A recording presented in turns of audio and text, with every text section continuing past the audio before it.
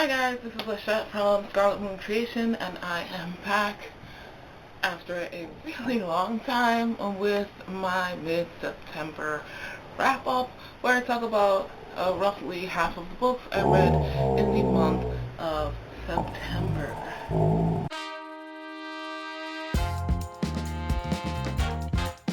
Okay, so I had technical difficulties again.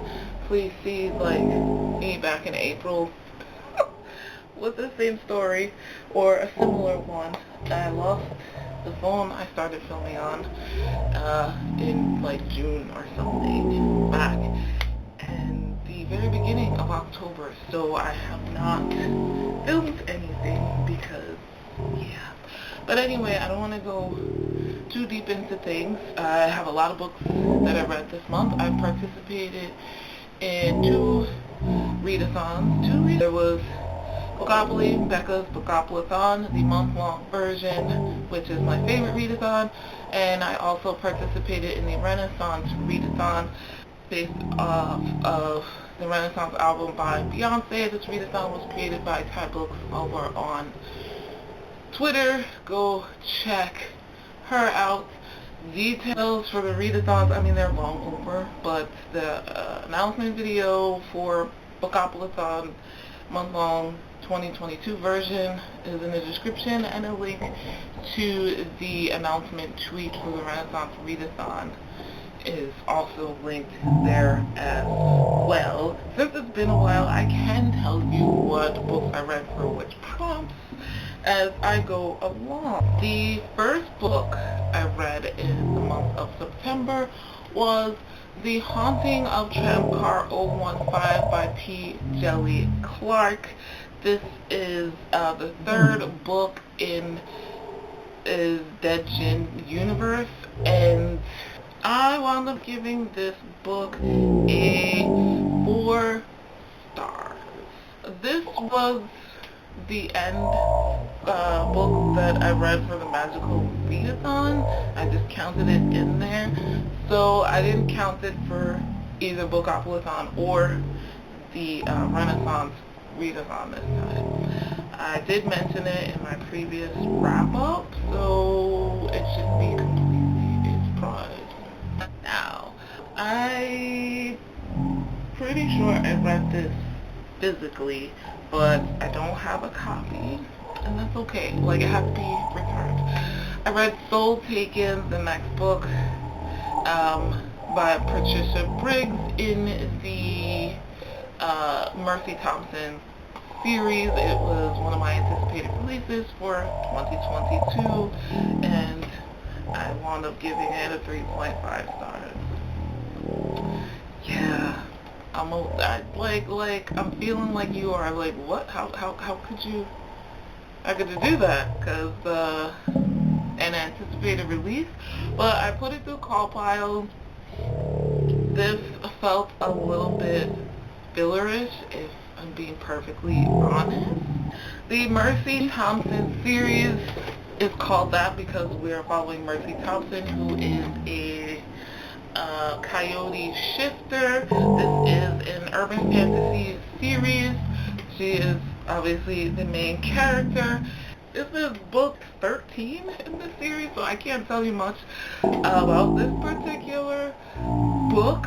Yeah, Mercy is a coyote shifter. She's also a VW bug, and specifically, but in general, a car mechanic.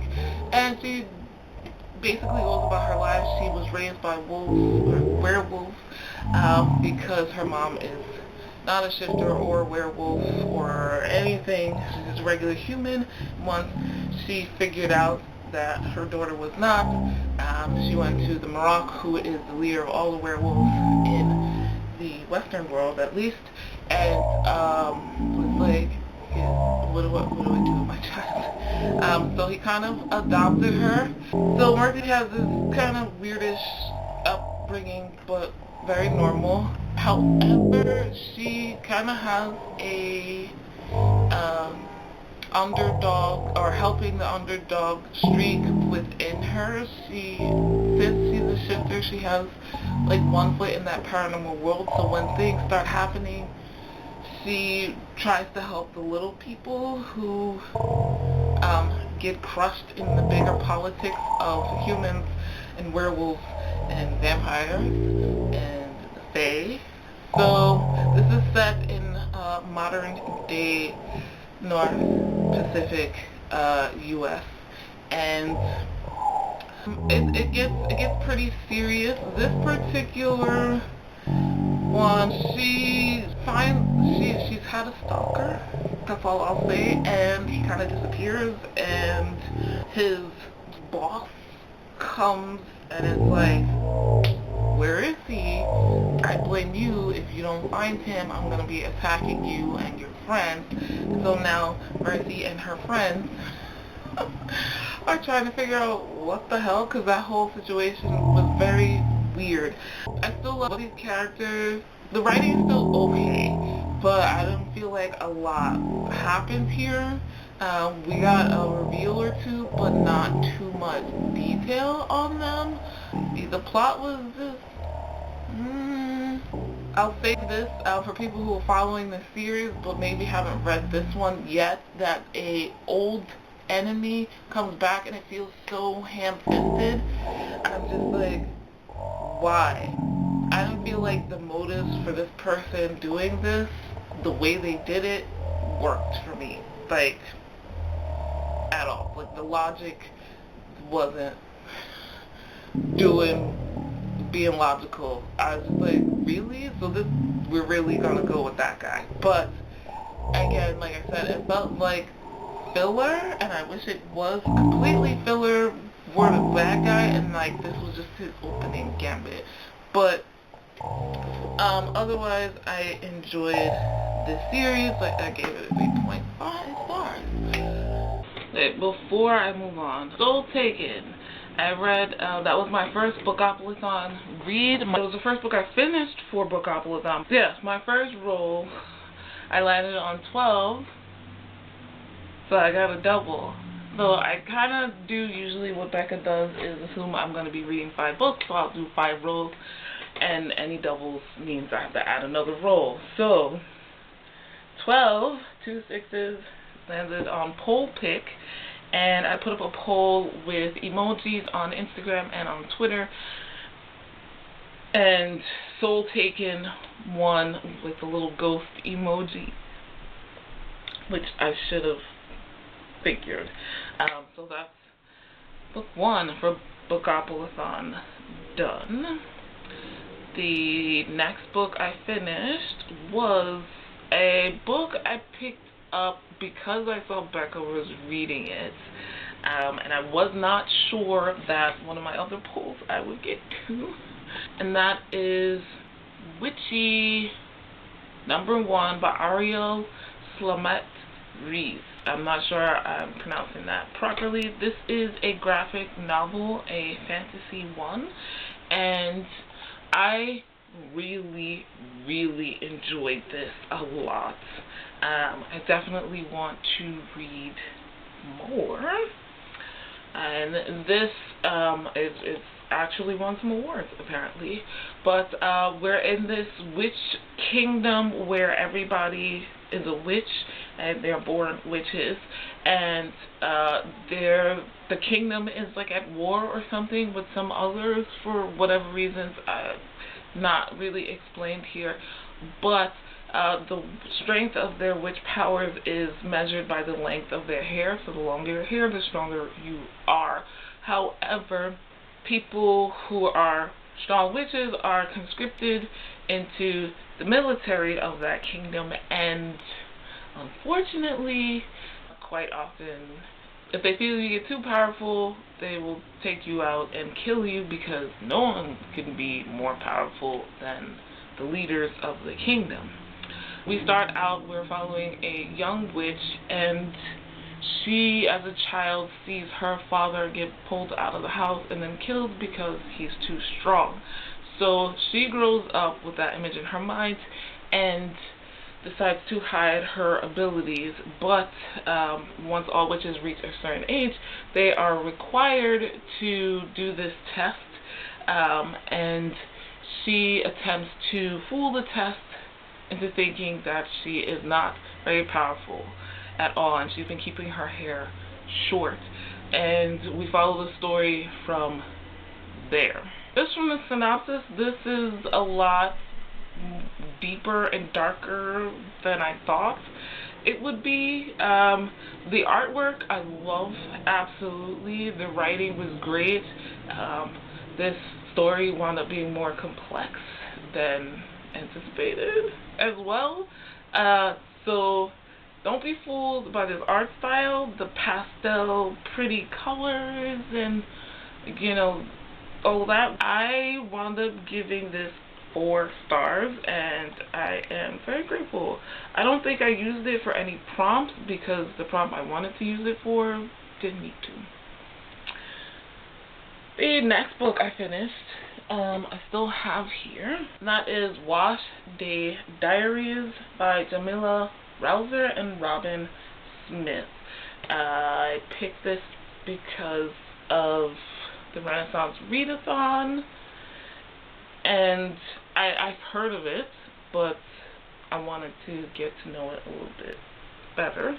This is a graphic novel, and there are kind of like 4 stories in here. We're following or 5 stories in here, and they're interconnected. We're following 4 friends living in New York City, Black women, and their hair care, how they go about their lives. There's LGBTQIA rep in this.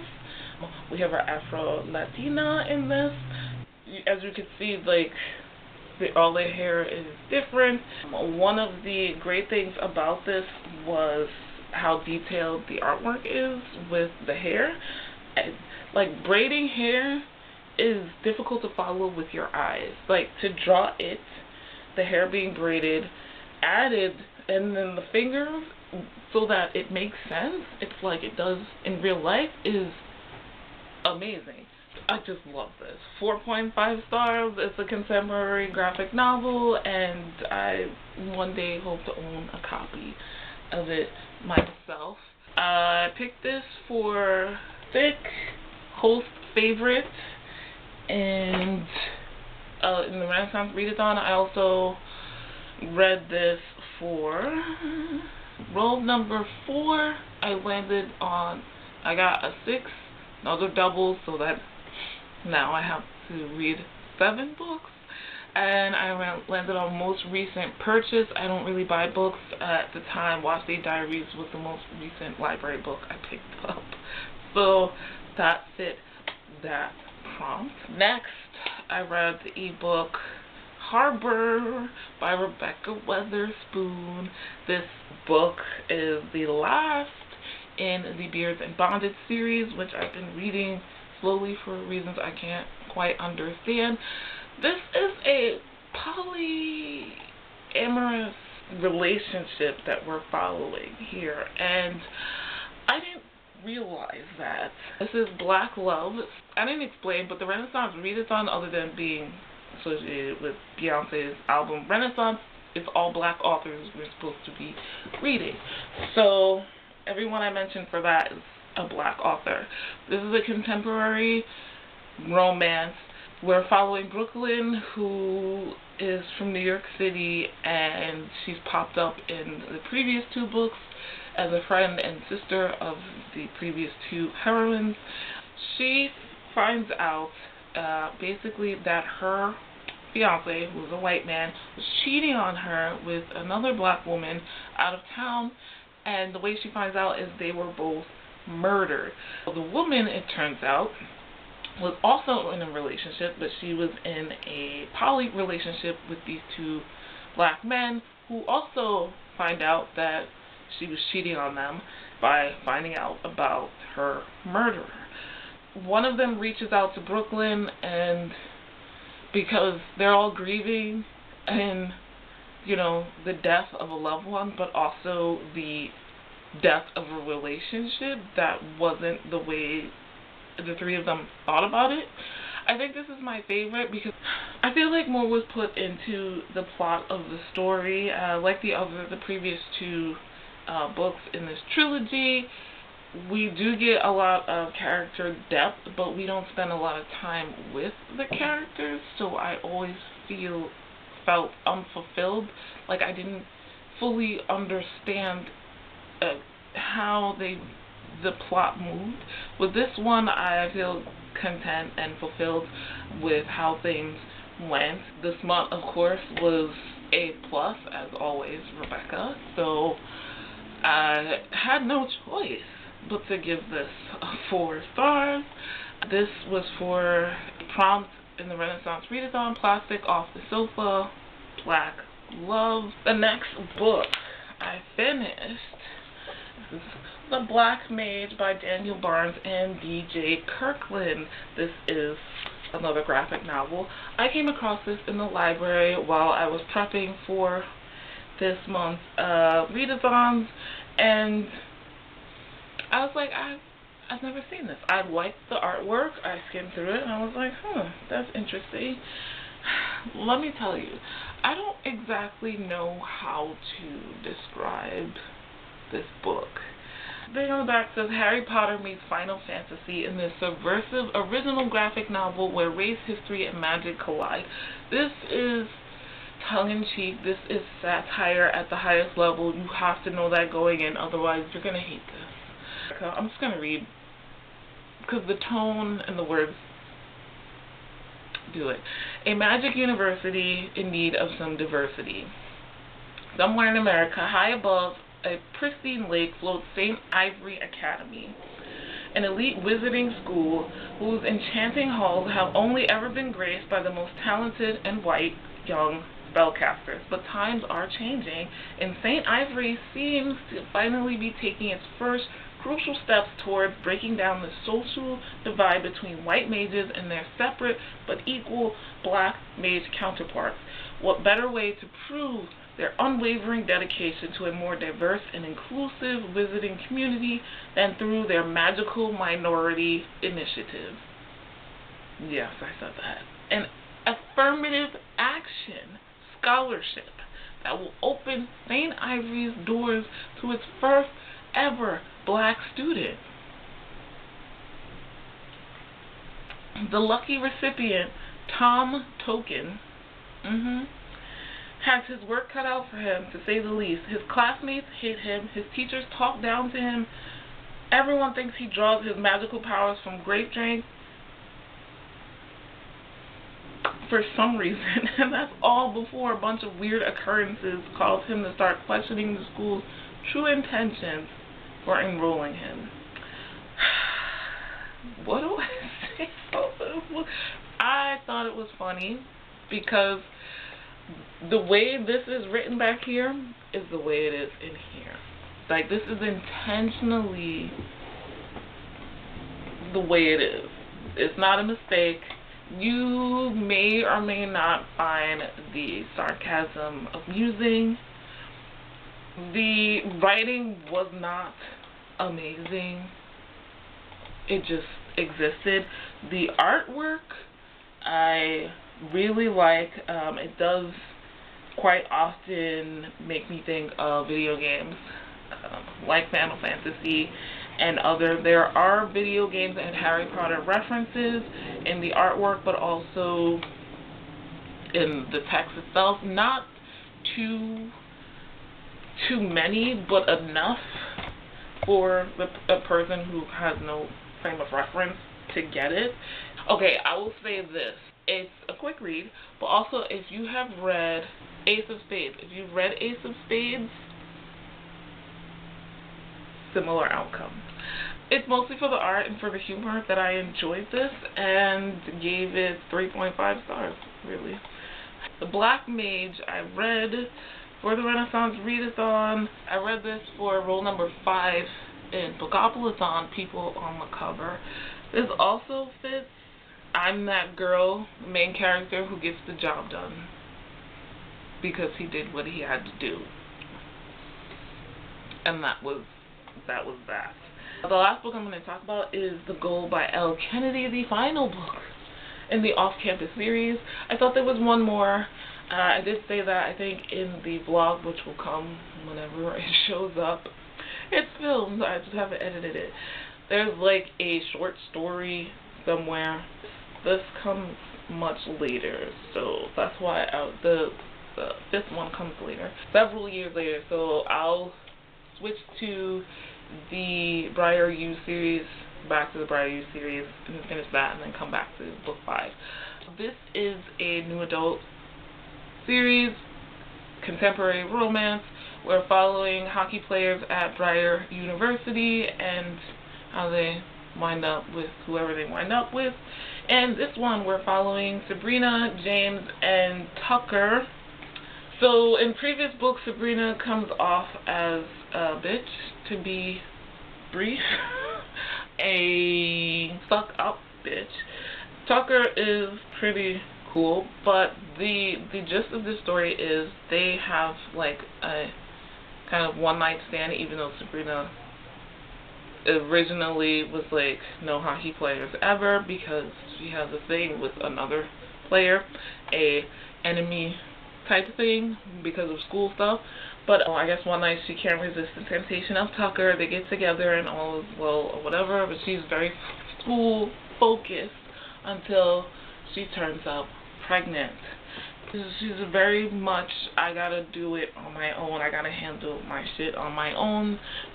And we find out now that because she is poor and in an abusive household, so her whole thing with school is to get ahead, to get to Harvard, and get out of the circumstances in which she's grown up. No one knows that because she's very head to the grindstone, and I ain't got time for people. Tucker is a friendly guy, and he's like instantly attracted to her physically, but also like he likes her. I don't think it's instant love, but if not, it's really close. For him, he's, I guess, a gentleman, for lack of a better word, and he backs off when she wants him to back off. He eventually finds out about the baby and is like very supportive and all of that. Just like has her back while she's going through this emotional roller coaster and not knowing what to do with herself and her life.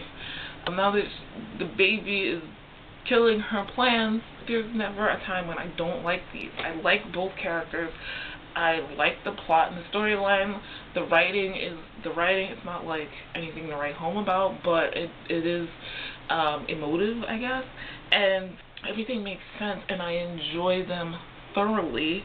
Once again, I gave this a 4 stars. So I finished the series technically, sort of, maybe, I don't know. Goodreads confused me. And Storygraph, because they have something different about the series. I should just go to her website.